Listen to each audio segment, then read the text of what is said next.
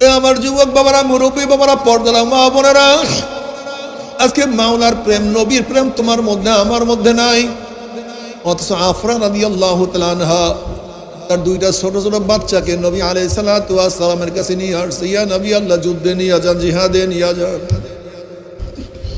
আমার স্বামী নাই, বড় সন্তান নাই, আমি তো মেয়ে, আছে মাত্র দুইটা পুত্র সন্তান, ছোট, যুদ্ধে নিয়ে যান, জিহাদে নিয়ে যান। নবী আলাইহিস সালাতু আফরারে, এত ছোট বাচ্চা, যুদ্ধের সময় হয় নাই, বয়স হয় নাই, তলোয়ার তুলতে পারবে না, আঘাত সহ্য করতে পারবে না। আফরা বলছি, ইয়া নবী আল্লাহ, ইয়া রাসূল, আমি জানি আমার সন্তানদের এখনো যুদ্ধের বয়স হয় নাই, জিহাদের বয়স হয় নাই, কিন্তু আমি এতটুকু বুঝি, ইয়া নবী আল্লাহ, ইয়া রাসূল আল্লাহ, যখন কাফেররা আপনার উপর আঘাত করবে আমার সন্তান ঢাল হয়ে যাবে, যেন আপনার গায়ের মধ্যে না লাগে, আপনার শরীরের মধ্যে না লাগে। আপনার শরীরের মধ্যে আঘাত লাগলে সহ্য করতে পারবো না, ওই ব্যথা আমি সহ্য করতে পারবো না।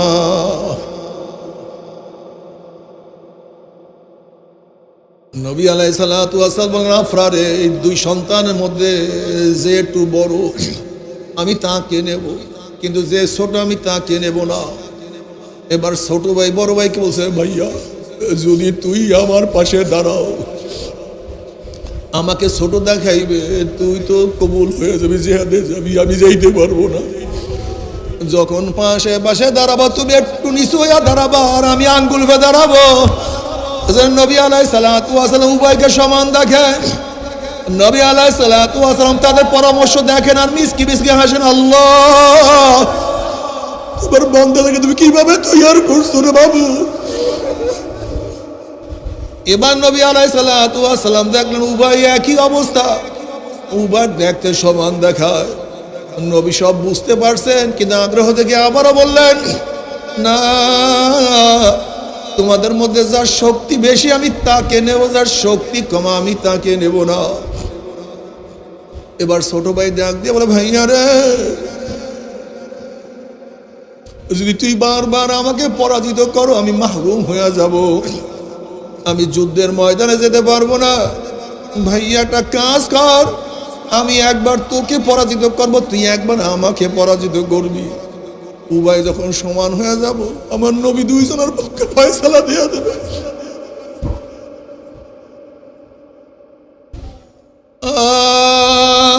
তারাও মানুষ, আমরাও মানুষ। ও আমার মুসলমানের যুবকরা, ও আমার মুসলমান বাবারা, ও আমার মুসলমান ভাইরা, ও আমার মুসলমান মারা, আফরাও তো সন্তান জন্ম দিছে, তুমি আমিও সন্তান জন্ম দেই।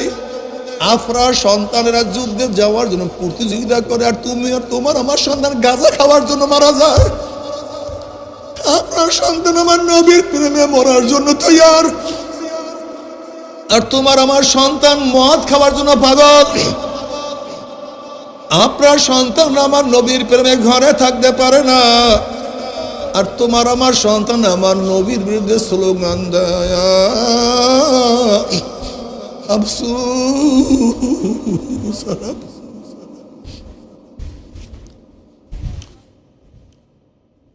মুআয রাদিয়াল্লাহু আনহু যুদ্ধের ময়দানে গেলেন। আব্দুর ইবনে আউফ রাদিয়াল্লাহু ফরমান, আমি দেখি আমার দুই পাশে দুইটা বালক, আমি মনে মনে চিন্তা করলাম, যদি আমার পাশে দুইজন বড় যোদ্ধা থাকতো তাহলে আমার জন্য কতই না সুবিধা হইতো, কতই না উপকার হইতো। আব্দুর ইবনে আউফ রাদিয়াল্লাহু ফরমান, আমি মনে মনে চিন্তা করতেছিলাম, এর মধ্যে হঠাৎ বালকদের মধ্য থেকে আমাকে প্রশ্ন করে, চাচা আপনি কি আবু জাহালকে চেনেন নাকি? আমি আশ্চর্য হয়ে গেলাম। আমি বললাম, তোমরা আবু জেহেল দিয়া কি করবা? বলে, চাচা যান, আবু জাহিল্লা মক্কা আমার নবীকে বহুত কষ্ট দিছে, আমার নবীর মাথার উপরে উটের পচা নারী বুড়ি চাপাইয়া দিয়েছে। চাচা যান, আমার নবীকে বিনা অপরাধে 3 বছর শিয়াবে আবু তালেবের মতো রব্দ অবস্থায় রাখছে। আমার নবী খাইতে পারে নাই, পান করতে পারে নাই, কথা বলতে পারে নাই। আমার নবী আলাইহিস সালাতু ওয়াস সালামকে মক্কা থেকে ভাগাইয়া দিছে। আমার নবী আলাইহিস সালাতু ওয়াসালাম বহুত কষ্ট দিয়ে চাচা যান আবু জাহাল কোথায় একটু আমাকে দেখায়া দেন। আব্দুর রহমান আউফ রাদিয়াল্লাহু ফরমান আমরা কথোপকথন করতেছিলাম, হঠাৎ দেখি আবু জাহাল।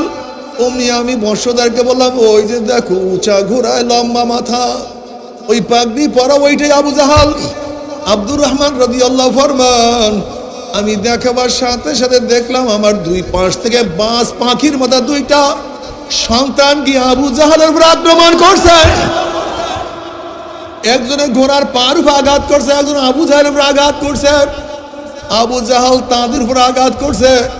আমি দেখলাম আবু জাহালের আঘাতে একটা সন্তানের হাতের থেকে হাতের ডানা ছুটিয়ে গেছে, চামড়া সেনা হাতটা ঝলতেছিল, যুদ্ধ করতে পারে নাই। আমি দেখলাম সন্তানটা ছেলেটা পাওটাকে হাতটাকে পায়ের নিচে একটা ঝাটকা টান মারিয়া হাতটাকে ছিঁড়িয়া ফেলাইছে।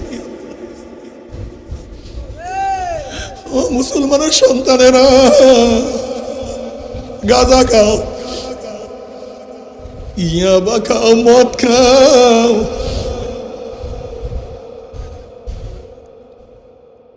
সারাদিন গুনার মধ্যে খেলা নিয়ে ব্যস্ত,